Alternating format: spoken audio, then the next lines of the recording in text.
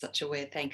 Right, hi. It is the 22nd of November, and today we're going to just do a little bit about goal setting and finding your purpose. So I know some of you have been on your journeys for a little while now.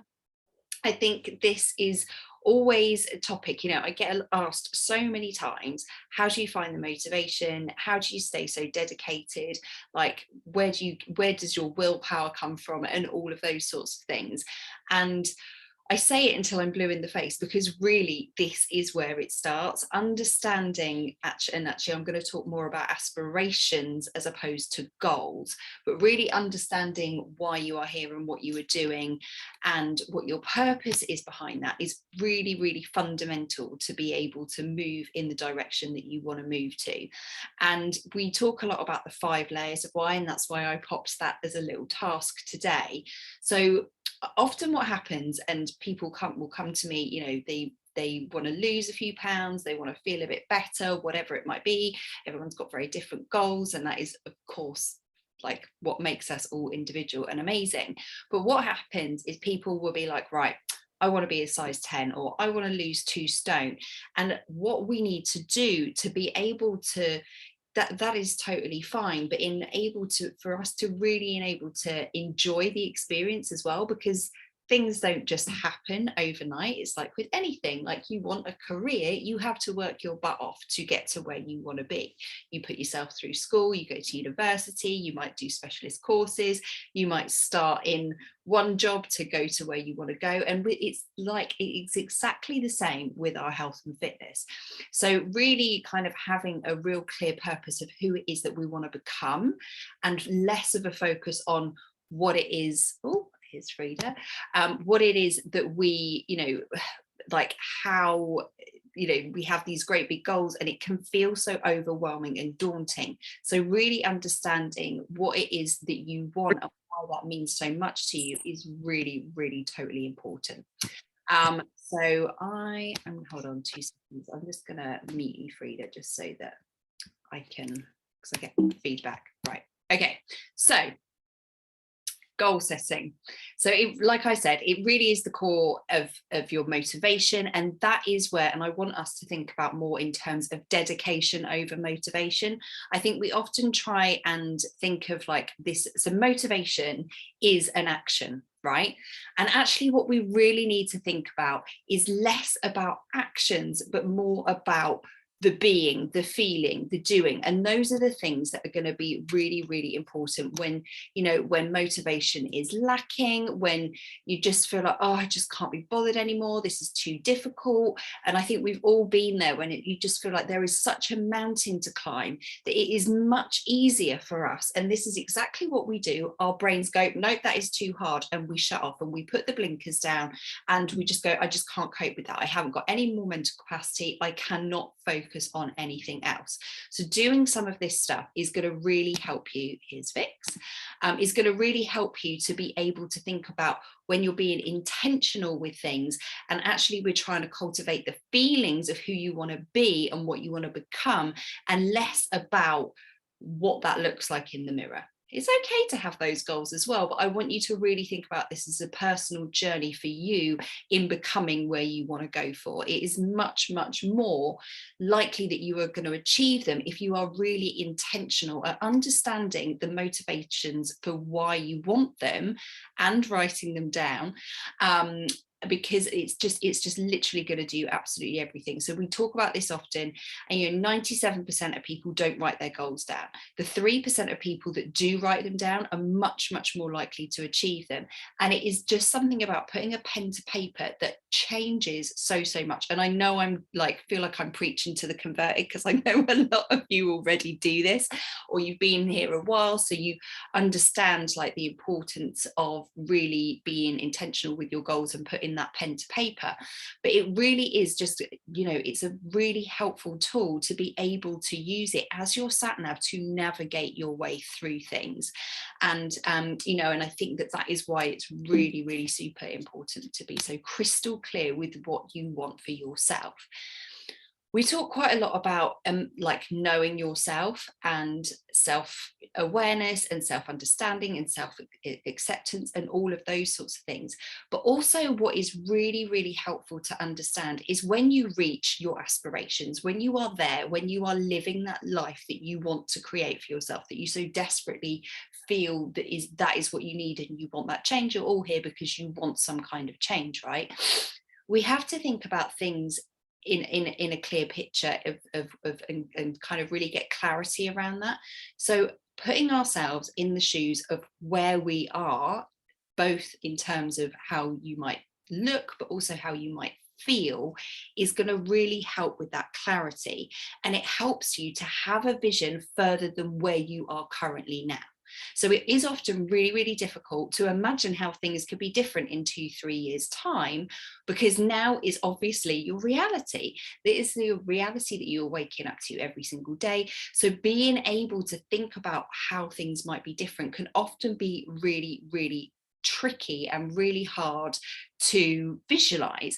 And that is why active visualization and all those sorts of wonderful things and manifesting, and we will do a call about that stuff in a couple of weeks' time, it is really going to help you to imagine who your best self is and starting to act like that person today. Now, I'm not talking about fake it till you make it or anything like that, but really trying to think about, you know, that person, when I see that person a year from now, 2 years from now, 5 years from now, like, how do I feel? Who is it that I am? What do I do every day? How do I behave? How do I interact with my loved ones? What are my values? What are the things, you know, all of that sort of lovely, it feels like it's a bit wishy-washy, a bit airy-fairy, but really understanding who the person is that you want to become is going to help you right now. And when you write those down and you read them and you look at them daily, or you put them up somewhere, I'm a very visual person, but there is so much hard core like evidence and research that has been done around all of these things, and just having it somewhere visually displayed, it comes into your consciousness and it can help you to get through the difficult days, to help with that motivation, that willpower, whatever it is. When you start really looking at who that is that you want to become and just taking on, you know, we can't just literally flick a switch and be that person that we might want to be in a year to 5 years time. But when we think and cultivate the feelings of who we want to be and we think about what we're doing now, we can move forward every single day and take steps towards that person that we want to become. So I think really, I can't now see my slide, describing how your perspective, and you know, if you were going through the last few months of how you have come through situations, you know, I think about looking at yourself and looking back, and I always say you can, you know, only look back to see how far you've come, but it is always wonderful to say, you know, like, it's kind of just reflecting. We do a lot of reflective practice in the work that I do, but sort of thinking like, you know, was I really my best self when I was in that situation? Is that who I want to be should that situation come up again? Is that how I want to, you know, is that how I want to feel? Is that how I want to behave? Is there different ways that you would have wanted to cope with that situation? Like for me with the kids, like they drive me totally bonkers sometimes, but I often do reflect and think like I could have managed that a little bit better, because actually my you know, my future self would want to behave in this particular way if that situation arrives. And that might seem really small and trivial, but thinking about some of those things is going to help you with all aspects of your life. For me, health and fitness and wellness, like that's why I don't talk generally about I'm on a health and fitness journey. I talk about being on a wellness journey, because that is not just about the food that I put in my mouth, the you know, the movement that I do with my body. Those things help me to be well in all areas of my life. So thinking about health and how health and fitness can really shape the person that you want to be and who you want to become is going to be, it just helps to me. Like I am such a different person than I was 4 years ago before I came a coach, because I have done a lot of this work. And some of this work is really difficult, right? Like it is difficult sitting down and thinking some of this stuff, even having like, you know, and one of the reasons why it can be so difficult is because the past can be there can be lots of stuff that has happened in the past, and it's difficult going through some of that stuff. Like I said, blinkers come down, and that's what we do. It is just know that that is just a protection mechanism, because that's what we do. And we'll talk about self-sabotage another week, but that is exactly what we do, is that we unintentionally do these things, because it is scary thinking about how things can change. It is scary to move through those changes and to unpick some of the things that are going on for us. So knowing that it's okay, and just having that self-realization that it is a journey, and sometimes there are crap days, some days there are crap, sometimes there are crap months, but doing this sort of work is going to really be like beneficial to keep moving you forward. And one of the things that I heard years and years ago was about thinking about aspirations and words that describe who you want to be in your best future self, and what those would be and why they would be meaningful to you. And again, having them really visual. So for me, I want to have fun every day. I want to be compassionate. I want to show up for my family. That I want to be inspiring to other people. But I always want to do that with kindness and love and all of those sorts of things. But taking those 3 words, and I have alarms set on my phone that go off multiple times a day just with those words on them, because what that does, again, it just brings that visualization in, and it brings that awareness to you at any point. That it's just one tiny little thing that you could do, and that could be what is even the word? I can't even think what the word is. It could be like a full affirmation, or it could just be a couple of words of the values and the person that you want to, so it could be like, I am motivated, or I am strong, or I get through challenges, whatever it is, but make them really relevant to you, and think about why they are meaningful. It's going to really be beneficial when you are just feeling completely blur, because we all have those days, right? The thing so often, and I don't tend to talk about SMART goals, and the reason why I don't talk about SMART goals is SMART goals are great and they work really well. But one of the things that I feel about SMART goals is that when you are realistic with your goals, what often happens is we play down, or we dumb down where it is that we want to go. So yes, those are great, and I think it's really, you should always be really specific. They should be measurable. They should be inspiring to you. But we want to reach for new heights, right? Like, you're all here because you're really keen to improve your health and fitness and your wellness, or whatever it is that you want to change. But really thinking about doing that with intent is the real key to it. So thinking about what you are after and what you really want, and thinking about that, and sitting down and taking some time to do some of this work. Because do you know what? So often it is because, like, the real motivations, we think, I get a lot of women that say to me, and people in everyday life, like, oh, you know what, I should lose some weight, and I should eat better, and oh yeah, it would be really nice. Oh yeah, I don't know how you have the motivation to get up and do your workouts at 5 a.m. in the morning. Like, oh yeah, I'd love to do that, but I just can't do that. It's really worth taking the time to sit down and thinking, like, is that really my priority right now? Is that really something that I like? Is that for me? Is that really, really why I'm here? How much do you want to make that change? Because understanding the real deep-rooted reasons why you're doing it, and why you're doing it for yourself, and what that is going to mean to you. So it is, so often women might say to me, I want to be I want to be a good example for my kids. And it's all about other people. I want you to internalize it and take it back to you. Like, well, why is it that you want to be a good example for your kids? Why does that mean the thing to you? Like, what is it about that thing that means something to you, and why is that intrinsically going to help you motivate yourself every single day? Like, we're all here. Extra accountability is really helpful, but we cannot force you to get up in the morning, put your workout gear on, and go and do your workout. That has to come from within. So really understanding and writing that down and revisiting it regularly is going to be so powerful, especially on those days when you do not want to get up. And I know a lot of people do like affirmation mirrors where they stick all their affirmations, or they stick their goals on like mirrors and all of that sort of stuff. Do whatever works for you. There is so many different things that you can do, and it's just doing something that you find works for you and that's going to stick. One of the other things, and you guys know I talk about this all the time, is about putting them into the positive. So instead of, I don't want to be weak, I want to be strong. Like really thinking about, because the words that we tell ourselves are the words that we become. And when you talk to yourself in a positive manner, it does make a huge difference. I totally used to be the person, but I'd be like, well, I don't want this. I don't want that. I don't like this. So I'm going to change that.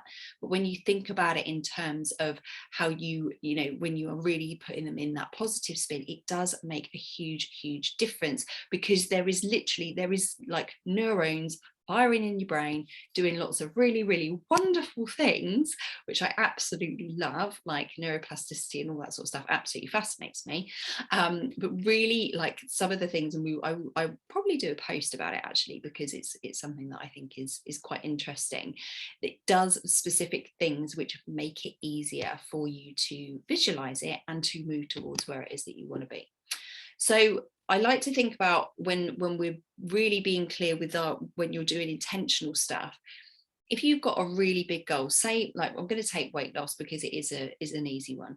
I want to be a size 12. I want to lose 3 stone. Okay, they're a bit not necessarily in the positive frame, but I want you to think about, yes, it's great having these lofty goals, and you can do this in all areas of your life. This could be in your career, it could be in your wellness, it could be in your finances, it could be in your relationships.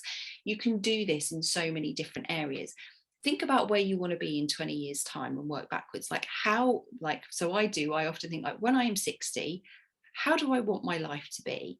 Who is it that I want to be, and what is it that I need to do and who do I need to become to reach those goals? So I'm not thinking about, how many calories I need to eat to lose X amount of weight or whatever. I'm thinking about, how does my life look differently in 20 years than it is now? But then taking that backwards and thinking about how you can start having an impact on that now, because often that can feel really overwhelming and quite unrealistic when you're thinking about 20 years from today. But thinking about, 10 years ago, I was a very different person. 4 years ago, I was a very different person. And when you're really, oh, Joe's come back. But when you think about where you want to go, and then you can start to break it down in the short term. And this is then when we'll talk about habits next week. And really, when you identify and you go through habit formation as a process, it will start to add up towards these things. And how it would enhance your life is going to be really important. So if you have got a 1-year goal, so people often have events, or they want to feel fabulous for whatever it might be, or it is just life in general. And I think sometimes, the more specific you can get, the better. So often people will just say, I just want to be fitter and healthier. I just want to, when I look in the mirror, I just want to feel good about what I look. That's totally cool. But thinking about how is going to be the thing that keeps you moving forward, and then being able to look at those in the shorter term. What can I do today that my future self is going to thank me for? What can I do today that's going to help me to be, move me towards the vision of that person that I want to be in the future, that fit, healthy, happy, energetic, compassionate, whatever it is. What can I do in this moment right now or today to help me to move towards that? And often that can be really, really difficult, especially if we're not in a good place, right? It can be really, really hard to be like, oh, that just doesn't matter right now, because what matters is that I'm super in stress from work, and do you know what, I've just had enough of the kids today, or whatever it might be. I'm going to sit and eat that pizza and drink my body weight in wine, which is what I used to do. Like, that is exactly what I used to do. So thinking about, what would my future self thank me for, or what would Hannah in 20 years time do in this situation if I was this wonderful person that I want to become. Does that make sense? I hope that makes sense. Cool. Okay, so getting really clear on your why, finding the real reasons and really stripping those layers back. And you will, so Charlie says it all the time, your why should make you cry. But the more you drill into, so okay, I want to lose weight. Okay, well, why is that important? Well, I want to feel better in my clothes, and I want to feel like I have more confidence. Well, why is that important? Well, because when I go shopping, I really struggle. I don't know, whatever it might be. Okay, well, why is it that you want to be able to just walk into a shop and pick something up and know that it will look nice on you? Well, because of this reason. And really going deeper and deeper and deeper. And this exercise can take some time. It's not a 5-minute job, but it really enables you to have a purpose. And like I said to you, like before, motivation really is crap, but focusing on where you want to be and the kind of the dedication and where that's going to go, that means everything. So really understanding your why, and your why will change. Like my why now is very different than it was a year ago, 2 years ago. So when I tell my ladies, and they've been with me for a while, and they're like, oh, Hannah's talking about my why again. Oh, I've done this so many times. It changes, and being mindful of where it is you are sat right now is going to help you every single day to give you more purpose and clarity for being able to move forward towards those things. So I am going to talk to you about 2022. So now I've put down a few things here in terms of different areas, and I'm going to share these slides as well, so you guys can have a look at them. This is how I personally do my aspirational goal setting. So I take 3 areas. I look at personal development, like talking more about like who I want to be next year. I look at things, so personal development, I put my health and fitness into that too, the things and financials, and they can, that could be career, it could be relationships. Think about what it is that's really important to you. But how we crack into next year on a high is we start doing this process now. And so many people, nothing changes on the 1st of January. It is just a date. Yes, it's a different year, but it's no different than it being the 1st of December or whatever it is. But there is something quite special about being able to do this now, which I never did this years ago. And, December, I love Christmas. I love all the food. I love all the alcohol. I love all the cheese. Like, just give me a great big plate of cheese and I will just literally sit and scoff. But thinking about some of this now, and I've done this over the last couple of years, about how I want to go in and how I want to kickstart next year. There were so many years when I got to 1st of January that I felt horrendous. I felt sluggish. I felt guilty. I just felt like generally crap. I had no energy, all of these things that happened so many years. And then what I would do is I would be like, right, I'm going to be this new person. I'm going to go to the gym 7 days a week. I'm going to do 2 hours. I'm going to, eat on a calorie deficit. I'm never going to have a cheat meal, treat meal, whatever you want to call it. And do you know what? That is in itself so overwhelming. So doing these steps and making these steps now is going to just help you get that clarity. So you're going to be mindful of that going through December.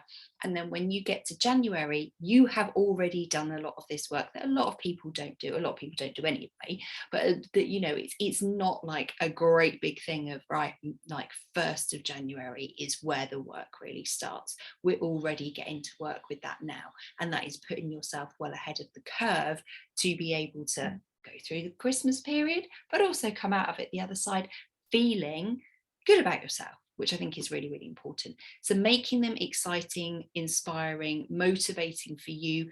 If you're a visual person, create a vision board. Where do you want to go on holiday? How do you want to feel when you're on that holiday? And often actually they say that doing the visualization and just imagining can actually often be better than being there and being on holiday. Like for me, the thought of being on holiday right now, I'm like, like that would be amazing. But that thought in itself is doing really wonderful positive things in my brain that allows me to feel better about my current situation, even though I'm not on holiday. So this does really work. It is weird, but it does work. But do they really about these, them really be like meaning something to you. So when you get to this time next year, how will you feel when you've achieved the things that you want to achieve? And you will achieve them if you're prepared to put in the hard work and put in the graft and show up for yourself every day. You will make changes in your life, daily, monthly, yearly. These things will happen, but it starts by doing this and then deciding to take action. And the taking action bit is the difficult bit, but you're all here because you want to take action. And I think that is something, again, I was saying, what would my future self thank me for? What can I take action on now that is going to enable me to have a really strong 2020, but also it's going to, help me towards the future version for who I want to be. Something about emotionally connecting to them is something that I think is really important. So it is really important to think about what cultivate some of the feelings of who it is and what it is that you're achieving. So, again, this links in very neatly into your why, but really understanding your purpose and your deep motivations behind the things that you want to achieve, and making it so that, it isn't just a number on the scale, the number in the back of a pair of jeans or whatever. Really thinking about, how is your life going to be different? When you wake up every morning, how do you feel? What is it? We all want to wake up. I always take the analogy of toddlers on Christmas Day. They bounce out of bed most days, and they've got so full of energy and so full of excitement. Like, that's how I want to be every morning. I'm not like that every morning. I most definitely am not. But thinking about some of those things enables me to get my butt moving every single morning. Hope that makes sense. You can start living some of those things now. We don't have to wait till next year. We don't have to wait until, whenever it might be, for us to start doing those things that way. So visualization really, really is key. And, I think one of the things, and we're going to talk a little bit about struggles next week as well, is, think about how that feels, but also think about what are the things that are going to get in your way, because understanding your challenges, and they are challenges, excuses, whatever you want to call them, it's totally fine. You can think of them in both ways. But understanding, because there is no perfect journey. This happens, life happens, Christmas happens, work stuff happens, life stuff happens, things do happen. And there is, so I think often when people start their health and fitness journey, or they've been on it for some time, we just, why is this not going my way? I just want it to be like this would be wonderful. Like, why is it that there will be roadblocks, there will be things that come up, but it is all about how you, it's how you respond to some of those things. And we will talk more about like struggles and challenges and how you move through some of the things as the weeks go on, but really understanding what some of those things are. So I would really encourage you to think about, well, what are the things in the past that have thrown me off track? What is it? How, if that came up again, how might I cope with that a bit differently? What would my best self, my future self, how would they deal with this? And thinking about it in those terms. And I suppose thinking about the short term as well. So, thinking about how, thinking about all your goals for next year, fabulous. But I want you to think about, how do you want to feel, or what do you want to achieve when we get to the 1st of January? Like, often people take the foot off the gas. That is totally cool. Like, it's absolutely vital to have, to spend time with family and to enjoy it to the fullest. But how, there is definitely still things that you can achieve, and it doesn't need to be like, I'm just going to start on the 1st of January.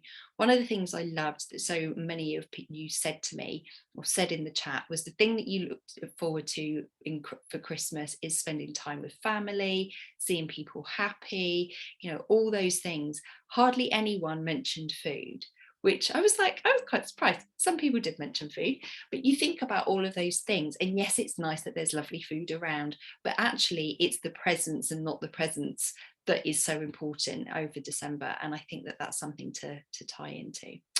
So that's all I wanted to say. Does that all make sense? Can I unmute you all? How do we do it? There's a lot of information there. I will share the slides.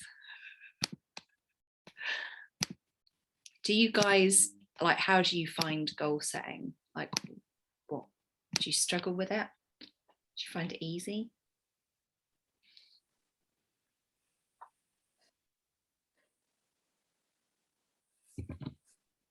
Anyone want to say anything?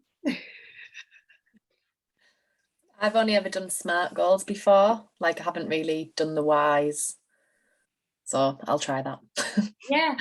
I think it's interesting, isn't it? Because I know I'd never really done like this whole why thing. So like a few years ago, and the concept of it, I was like, it's just a bit odd. Like, what? Understanding my why and my motivations behind. Because yeah, I think that when you go straight into the goal setting, which is cool, you go straight into the goal setting, but you don't get to the real root of, well, why is that my goal? Like, why would I even, do you know what I mean, strive for whatever it might be? So it's it's really interesting. Oh, Naz has popped a comment up. She put, find it okay, I think I just need to dig deeper. Yes, dig deep. I think that's the thing. I think, and it can be, it can be really difficult, because I think when we do some of this stuff, it does uncover, like when I started doing these things, it really uncovered for me quite a lot. So, for me, it isn't just about me being, obviously it's about being generally healthy and illness free and all of those sorts of things. But when I started doing some of this, I really uncovered things from my personal upbringing and me looking at my parents right now. I never even realized that was there until I started doing some of this. Both my parents they're not getting any younger, but they've got so many health issues. I worry so much about them.